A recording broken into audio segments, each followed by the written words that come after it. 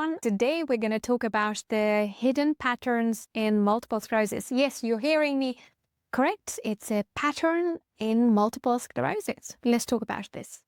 Welcome to this another Be Well with MS episode where we dive deep into the science, wellness, and self-management for people living with multiple sclerosis. I'm your host, Dr. Agne Straukiene, and today we are exploring some fascinating topic, the patterns in MS. If you ever looked at the veins of a leaf, the spirals of a seashell, or the way waves roll onto a shore, you've seen nature's patterns. But did you know that MS has patterns too? From how the immune system behaves to the way symptoms emerge, everything in MS follows rhythms, some obvious, some hidden. Today we'll explore these patterns and how recognizing them can help us manage multiple sclerosis. Now, if you look at the brain itself follows an incredible pattern, one that determines how we move, think, and feel. If we could unfold its surface, we would see a landscape of hills and valleys. The rise gyri are like rolling hills, and the grooves, known as sulci, are like deep river valleys.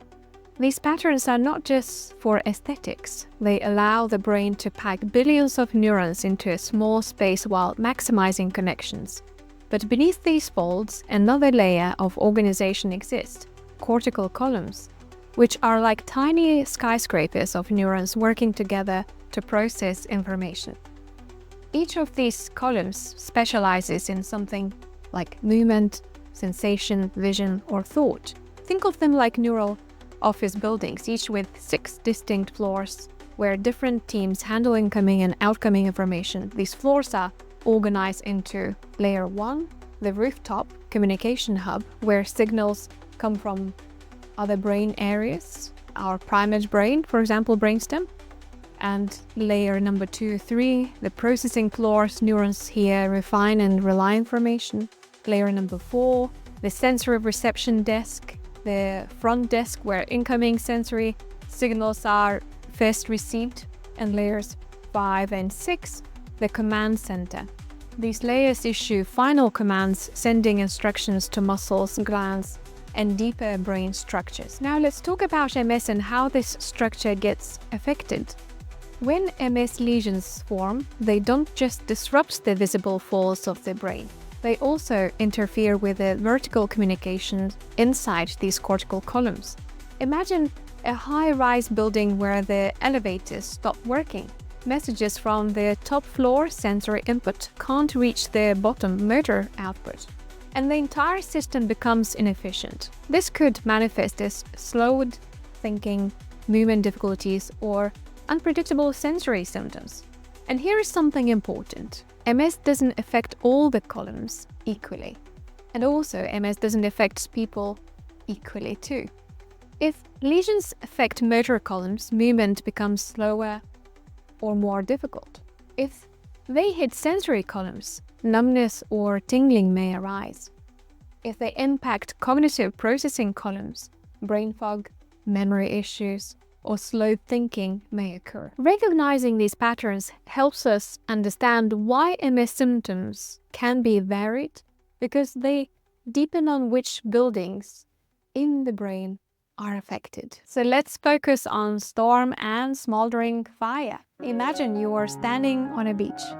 The sky is blue, the waves are gentle, and all is calm. Then suddenly a storm rolls in.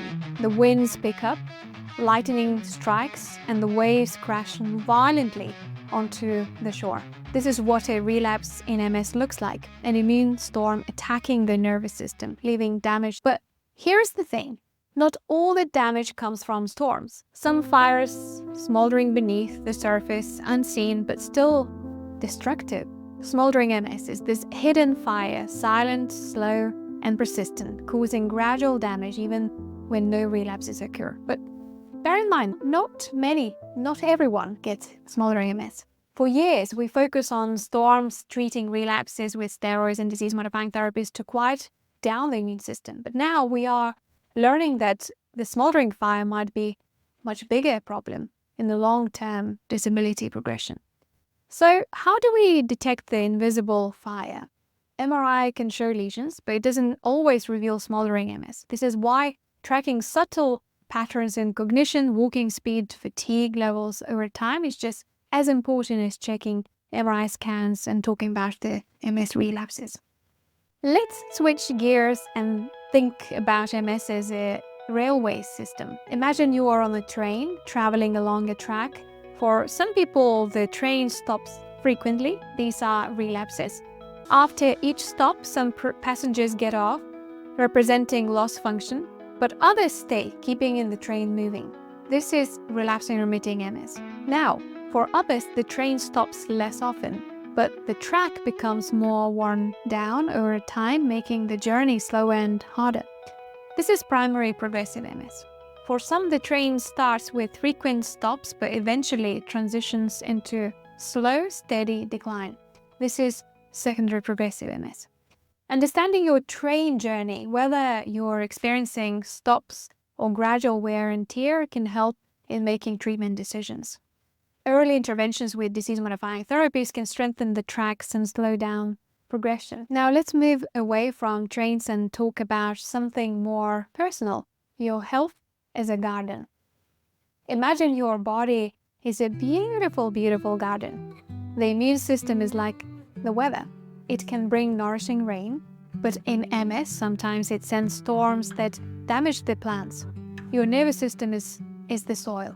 It needs nutrients to stay strong. So how do you tend to this garden?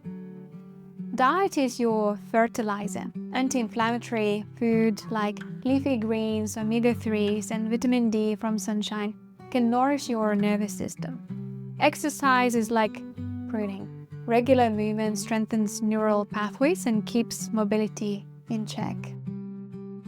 Sleep is a sunlight. It helps the brain to clear out toxins and repair itself overnight. Stress management is weed control. Chronic stress can worsen symptoms, so mindfulness, meditation, or deep breathing can keep things balanced. By tending to your garden daily, you create the best possible conditions for resilience and repair. Have you ever shouted into a canyon and you heard your voice echo back? This is how past MS activity can sometimes shape future symptoms. Old damage can resurface when you are sick, stressed, overheated. This is known as Woodhoff's phenomenon or pseudo-relapse. It's like an echo, a reminder of the past, but not necessarily new damage.